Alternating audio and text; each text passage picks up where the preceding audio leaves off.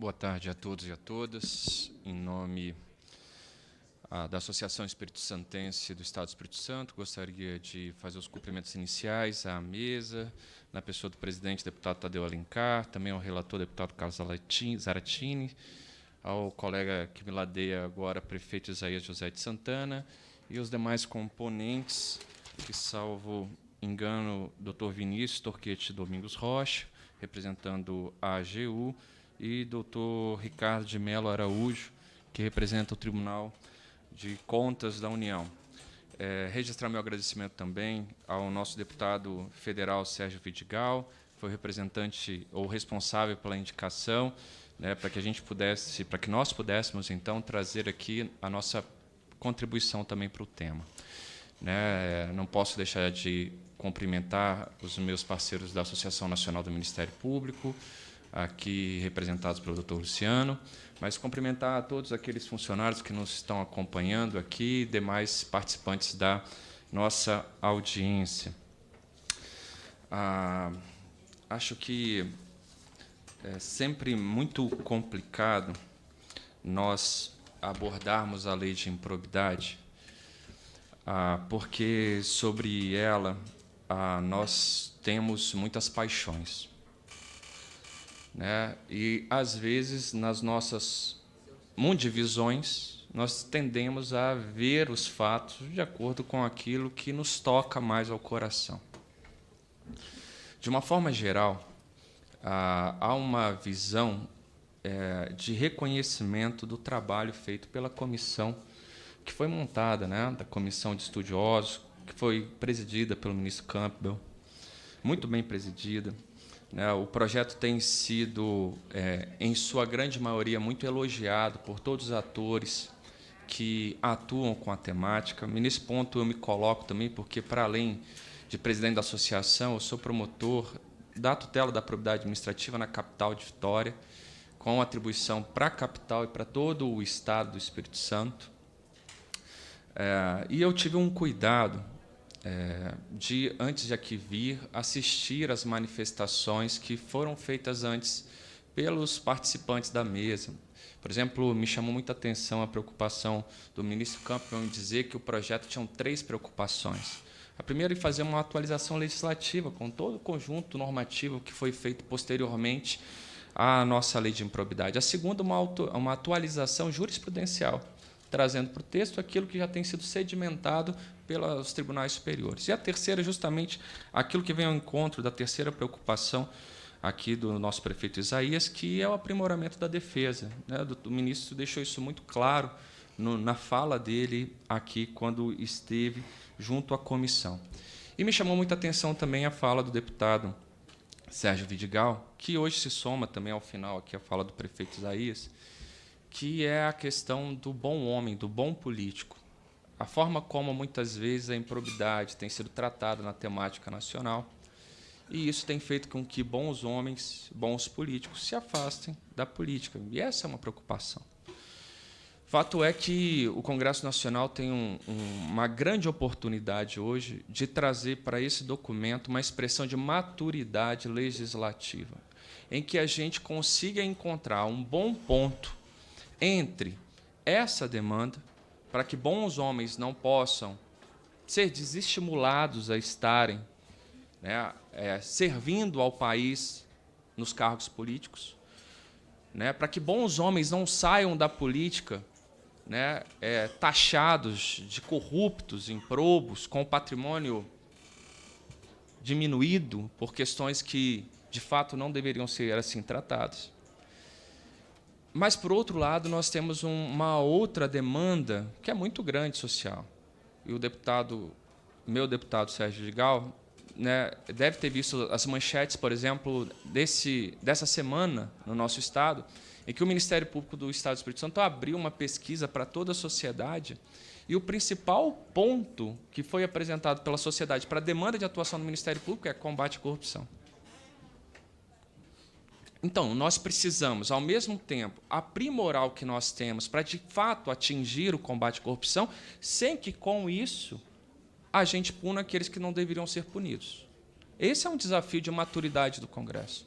Retirando e aqui um conclame, né, retirando aquilo que muitas vezes nós temos guardado dentro da nossa mundivisão, do nosso coração, né, por ouvir dizer, por acreditar que ser assim, que é assim, né? E eu aqui representando o Ministério Público tenho uma grande preocupação, né, porque o Ministério Público que eu vivo, o Ministério Público que eu vejo atuar, não é o Ministério Público que vive a perseguir politicamente A, B ou C.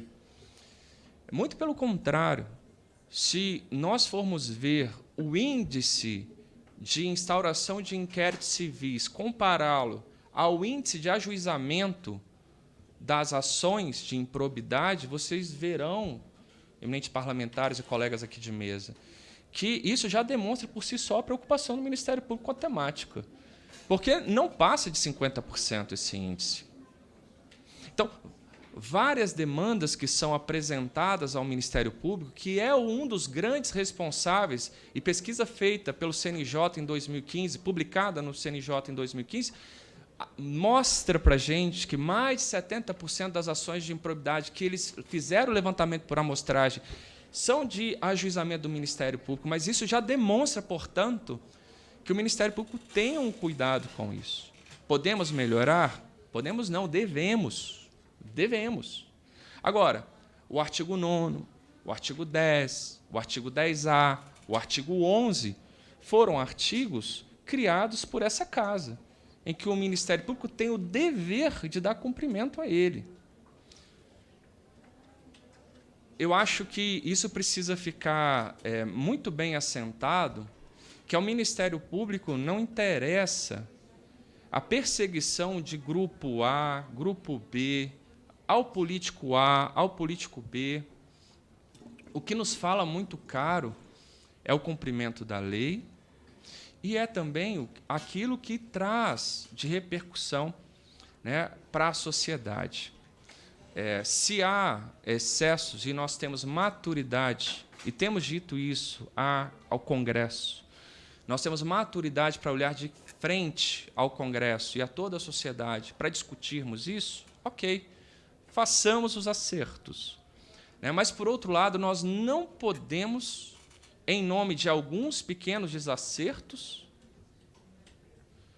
punirmos toda a sociedade com o enfraquecimento de um combate, de um enfrentamento a um mal que é presente na nossa administração. E isso, eu acho que também nós precisamos ampliar um pouco os horizontes, não se está aqui demonizando a classe A, B ou C de agentes políticos, até porque esta mesma pesquisa divulgada pelo CNJ, por exemplo, aponta, desses processos analisados, que somente 1/3 das ações referiam-se aos cargos políticos. 1/3 das ações se referiam aos cargos políticos. A ação de improbidade ela não é destinada somente aos cargos políticos. Nós temos inúmeras outras situações que decorrem da ação.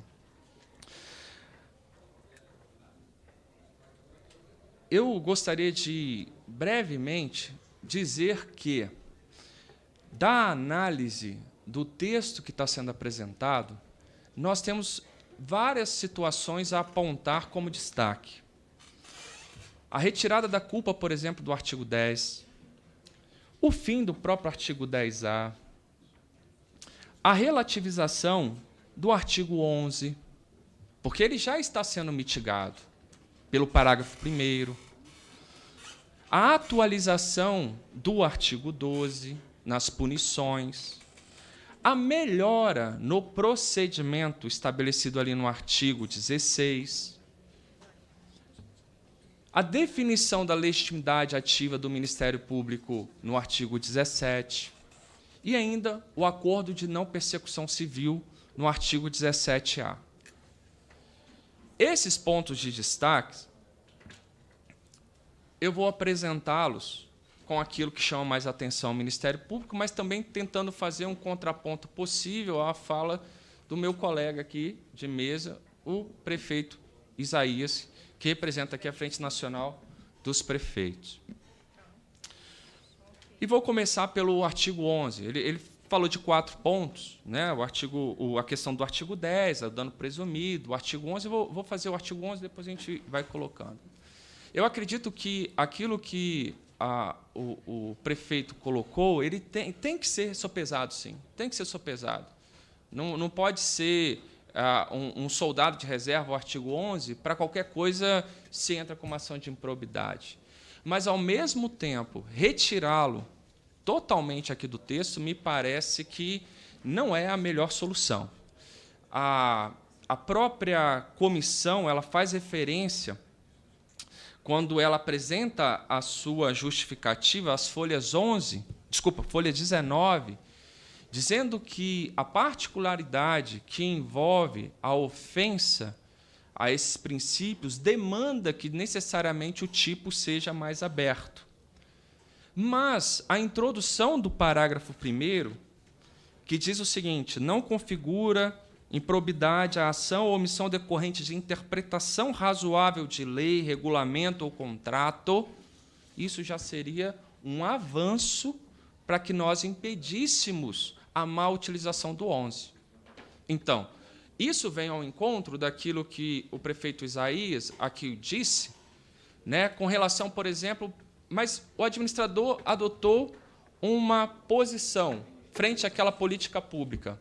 O Ministério Público está dizendo que deveria ser outra, mas o parágrafo 1º já salvaguarda o administrador, porque ele vai dizer que a interpretação é razoável. Então, frente ao que nós estamos aqui discutindo em relação ao artigo 11, já me chama a atenção a relativização, né, a ponderação da comissão para o parágrafo 1º. Senhores, se nós tirarmos o artigo 11, nós não enfrentaremos, por exemplo, temática referente a nepotismo. E essa é uma temática cara à nossa sociedade. E por aí eu já demonstro, e poderia falar de outros tantos pontos que nós temos a tratar. Com relação ao dano presumido, né, o artigo 10, eu até procurei diretamente no texto. Na verdade, o texto, ele praticamente, do artigo 10, ele é uma reprodução do artigo 10 que nós temos vigente hoje, com a retirada da modalidade da culpa. Né, com a retirada da modalidade da culpa. E o ideal é realmente que nós trabalhemos sempre. E assim sempre procurei fazer, demonstrando efetivamente qual é o dano. A questão, talvez, que haja um contraponto aqui é, talvez, o que a gente vai entender como efetividade do dano.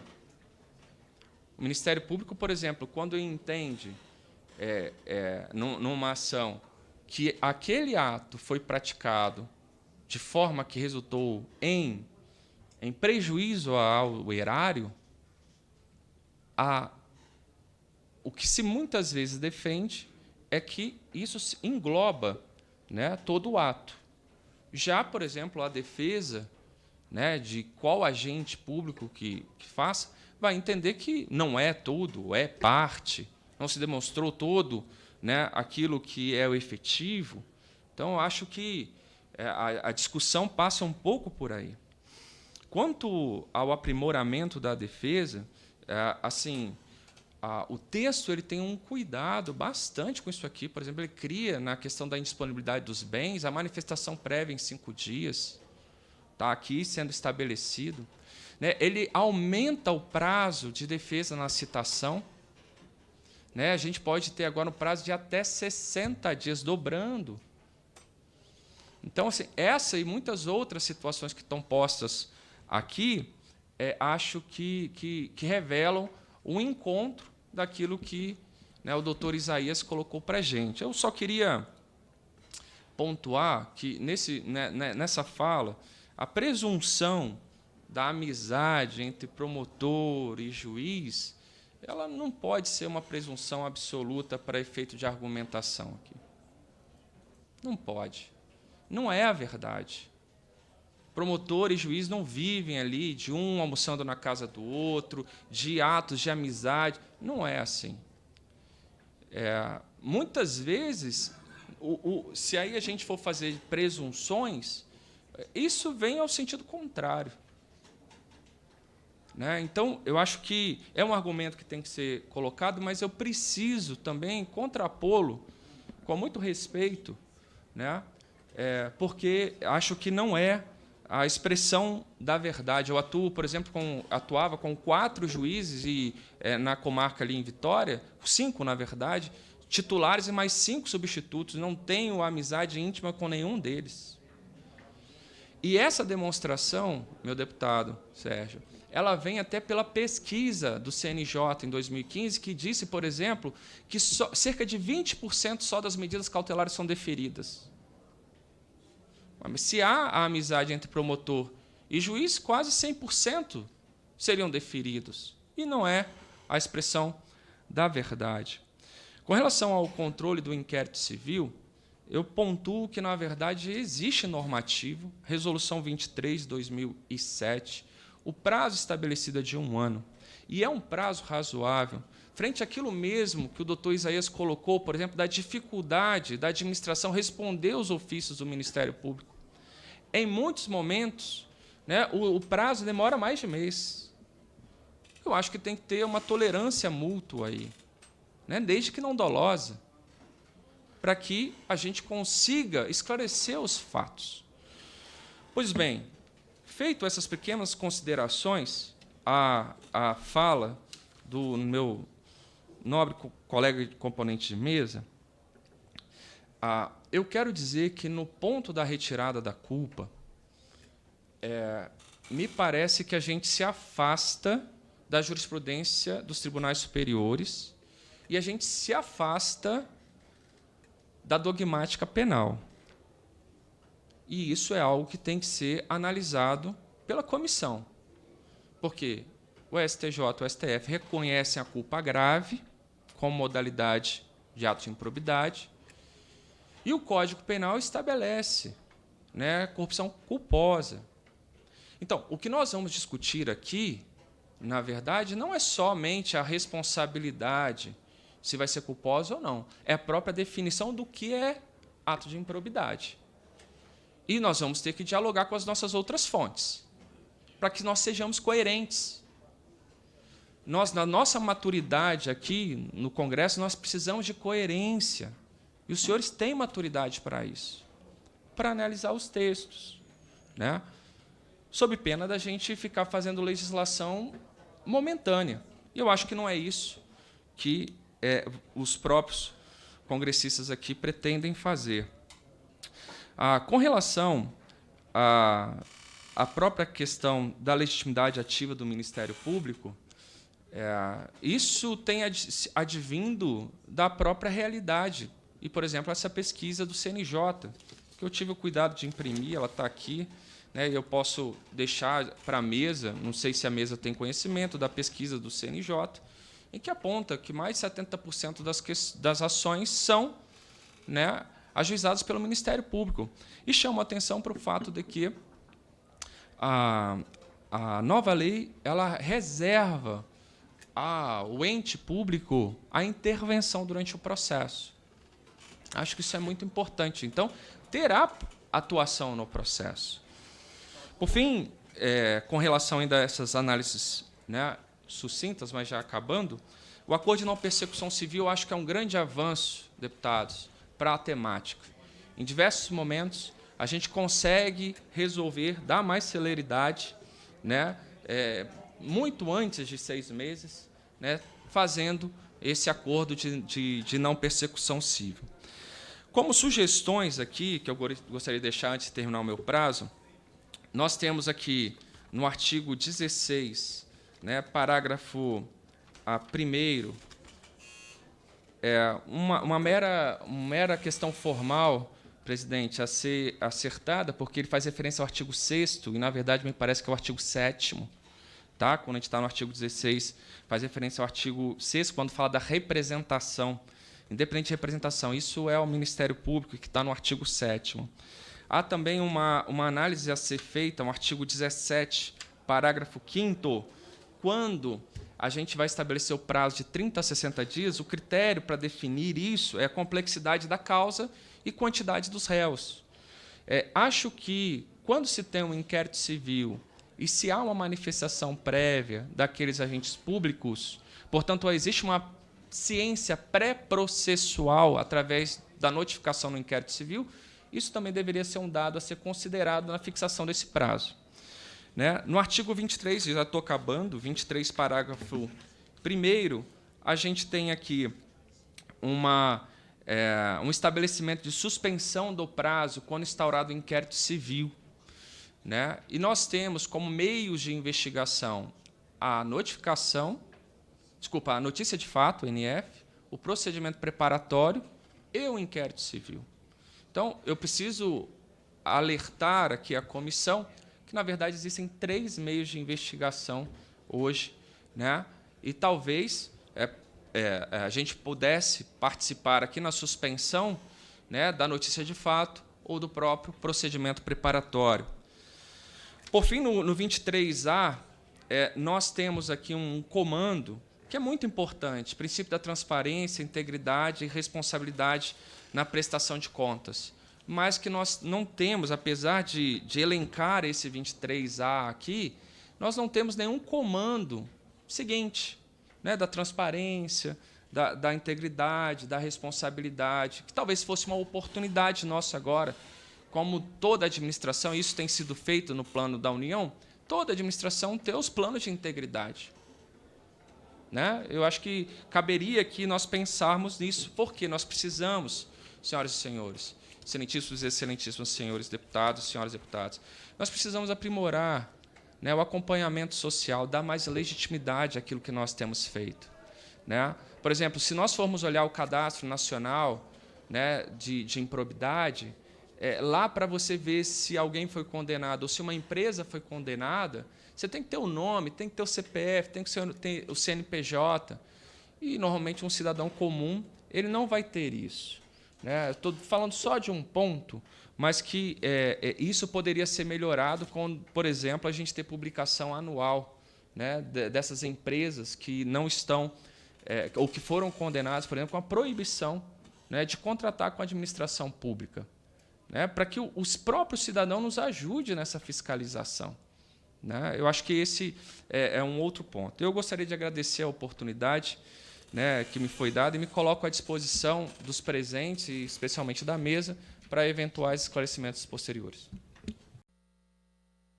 Bem objetivo aqui naquilo que o deputado Sérgio perguntou, com relação aos instrumentos de investigação, de negociação, é aquilo que o Ministério Público e a gente tem visto também outras tantas instituições, e o Congresso tem caminhado junto a algo que já é aplicado em outros tantos países desse mundo.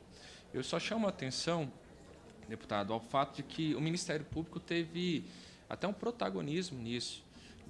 A Resolução 179 de 2017 do CNMP já prevê a formulação de termos de ajustamento de conduta para atos de improbidade desde 2017. Então, a nossa preocupação de aumentar os instrumentos de resolução desse problema, sem afetar por demasia aqueles que estariam num polo passivo de uma ação, ela é vital. E isso vem ao encontro agora com a proposta que está sendo feita por meio do acordo de não persecução civil, que seria uma nova forma de se resolver a questão e que acho que não teria, ao meu ver, da forma como está aqui, respeitando a posição do Dr. Vinícius, consequências para o acordo de leniência, porque é específico aqui e não faz repercussão lá. Com relação à defesa da aplicação do princípio da insignificância, a gente tem uma questão técnica aqui, que se refere à súmula 599 da STJ, que se diz que não se aplica o princípio da insignificância aos atos criminais, portanto, ali, que se referem aos crimes praticados contra a administração pública. O que não impediria, no final das contas, e é isso que nós estamos fazendo, nós estamos aqui peneirando um pouco isso, de que a própria atividade legislativa retire do conceito do que é improbo aquilo que não é significante para o que o Congresso determina como ato de improbidade. Então, Acho que todas essas propostas que estão sendo feitas de uma forma bem abrangente, ela já está fazendo isso, separando o joio do trigo, mas separando também aquilo que é relevante ou não relevante. Portanto, ainda que nós tenhamos a questão da súmula 599 do STJ, outros instrumentos estão sendo criados, seja para retirada dos insignificantes da compreensão do que é improbidade, seja criando instrumentos outros que a gente possa solucionar, como o próprio acordo de não persecução, né? Eu acho que isso vem ao encontro daquilo que o senhor está falando, e vem ao encontro também, eu acho que daquilo que o próprio doutor Vinícius colocou, da atuação conjunta, né, de uma atuação mais moderna para a resolução dos problemas, né, e acho, honestamente, né, só colocando bem objetivamente, e isso eu não falo da minha opinião, mas daquilo que vi sendo falado aqui, que a legitimidade ativa, né, que está sendo colocada, já que o senhor questionou e ponho aqui, né, ela está sendo colocada sem retirar, por exemplo, a atuação dos demais órgãos nas esferas extraprocessuais, pré-processuais. Então, todos esses acordos de leniência, por exemplo, eles são pré-processuais, podem ser até processuais, mas não impediria a recuperação desses ativos, portanto. Né? Aquilo que se refere à instituição, quem vai controlar? A gente tem hoje uma corregedoria do Conselho Nacional que, ano após ano, apresenta mais e mais punições sendo aplicadas ao membros do Ministério Público. A gente tem a própria lei de abuso de autoridade, né, e que, pasmem, nesse ponto, eu tenho que fazer a correspondência. Se o senhor, por exemplo, acha, né, um absurdo, né, ter aqui como ato de improbidade retardar ou deixar de praticar indevidamente ato de ofício, ontem nós tivemos sendo determinado como ato de abuso de autoridade dispositivo semelhante. Dispositivo semelhante. Então, é nisso que a gente pede coerência naquilo que a gente está decidindo aqui. Né? Eu acho que a comissão, pela motivação dela, está definindo a legitimidade ativa do Ministério Público, seja pelo caráter punitivo, né? Então, para ao Ministério Público ser aplicado, seja pelos dados que já se tem, seja pelo inquérito civil possibilitar maior defesa pré-processual, seja pela confusão processual que pode se dar pela atuação de mais atores, seja pela confusão política, a persecução política que pode acontecer nos municípios, o senhor sabe muito bem disso. Agora, que fique claro, ao Ministério Público isso é um ônus institucional. Nós estamos passando pelo que estamos passando, pela atuação na defesa dessa lei aqui e de outras tantas que falam da defesa do patrimônio e que a gente quer melhorar. Lógico que a gente quer melhorar. Mas, assim, falar assim, olha, o Ministério Público quer deter assim, o monopólio das virtudes. Não, não é isso. Não é isso. Quantas vezes isso não é pesado à instituição? Quantas vezes isso não é pesado à instituição? Agora, se o Congresso, a comissão, a Câmara vai definir que a atuação vai continuar como 17 anterior, a gente vai continuar trabalhando.